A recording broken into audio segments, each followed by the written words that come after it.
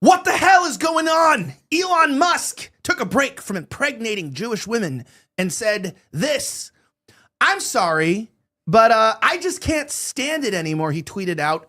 The massive, outrageous, pork-filled, also known as Randy Fine-filled, congressional spending bill is disgusting abomination. Almost as disgusting as James Lindsay's tatas, which of course we'll look at later. Shame on those who voted for it. You know you did wrong. You know it. One of the most influential men and wealthiest known men in the world is now speaking out and flipping on the Republicans.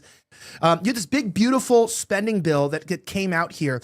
And Elon, who you know just left the Department of DOGE in an official capacity. And it's kind of interesting because even Cernovich weighed in on this. Mike Cernovich, he's a commentator. He also created a very, very powerful documentary, which was called...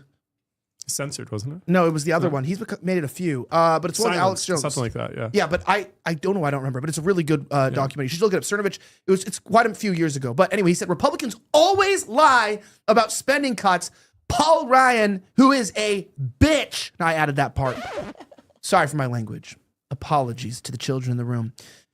Gave Obama everything he wanted. It's jarring to realize what a scam it is. Republicans know that they can get away with it, as the alternative is what we lived under and and it would be even worse. How to reform it all is a big challenge. So obviously people are upset. Now, this is actually kind of crazy. If you can take that off the screen for a second there, Mendoza, it's actually diabolical. When you look at the deficit due to our spending, I saw someone put it into a tweet form, World of Statistics, and you know it's true because it's on X. You know, I just want to remind people that the USA budget deficit. So like in 2000, it was 236 billion, and then it actually goes down. It's hard to believe that in 2002 with our spending in Iraq, that it was only down to 158 billion.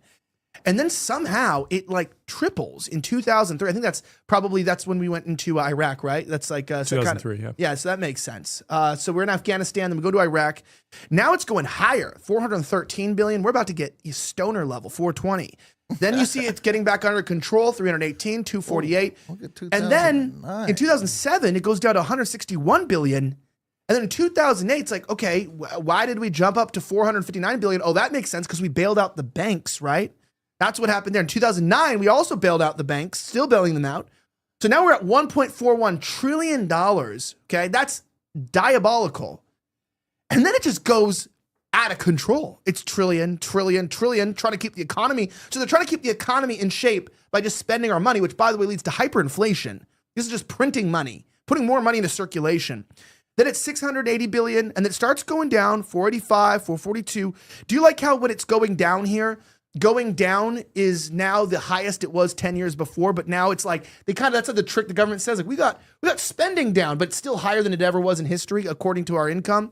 And then look, it just goes up during the scamdemic, 2020, it tripled. 2000. It quadrupled. It like quadrupled like quickly. Yeah, it's like 3.13 trillion. I think that was the biggest deficit in the history of the country. We can actually blame that on Donald Trump. Well, I think that was technically not Donald Trump. These are wealth transfers, though. You got to see where the money's going. These are allocating money and moving it outside of like mortgage loans, and they're taking them out of the banks that were going to get burned up by bad loans to people who should never have loans. And then they were moved over into other institutions, right? So that's where you're seeing this fluctuation in these deficits. They're not real numbers, actually. It's monopoly money. Yeah, it is. Like, you think about it. What's $1 billion? Can you even imagine how much money that is? To me, it doesn't really matter because I'm like, whatever, it's too much money. You know well, your generation's going to have to pay it back, theoretically, right? Yeah, but it's like, it's all these when it gets big to numbers, trillion, really, I didn't even know that was a real number. So until I was 18, that trillion was a real number. Yeah, I thought trillion, I thought that was just like something you say. I didn't think that was like a real number. Well, and the thing with it is that the whole economy, no one really understands how it actually functions, how they determine interest rates. The only time we ever care about any of that stuff is when we're trying to get a house or get a car, right?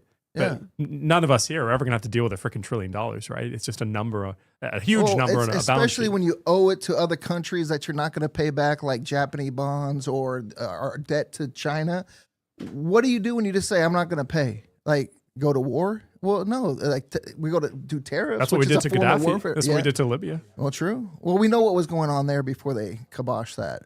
But it becomes where it is monopoly money being thrown around, and it's being used to manipulate us into paying higher taxes, yanking us with interest rates. You know how hard it is for someone in their 20s to get a house now? It's impossible. It's impossible. And the American dream is getting sucked away. But why? Because of a globalist agenda of 15-minute cities, taking us out of independence, making us more of this homogenized, we're going to live together under the same rules of like, we don't own anything and we'll be happy. These aren't just slogans. These are actual things that they're trying to achieve. And this is why you're seeing this fiat. And this, with the rise of cryptocurrency, is going to be a whole new paradigm that we haven't seen. Where are we going to go with it? We've been on the gold standard for like 70 years. Who knew it could go that long, right? When you take a country off its something that's tangible, it always fails. Well, that's part of we were talking about Elon Musk. It's part of the reason why he's leaving the White House. I mean, he was scheduled to leave in June. I was told that like 3 months ago, but he was not kind of included on that junct to Saudi Arabia, where the Bretton Woods 2.0, the new gold standard, is being basically negotiated in exchange for like AI and these other computing exchanges. But I think Elon Musk kind of got the short end of the deal. He ended up completely crashing Tesla, spending a lot of his social and political capital. And then Sam Altman, and Marshy's son are going to be the two trillionaires that come out of it. I will give it to Elon, though. He did shape this election like no other.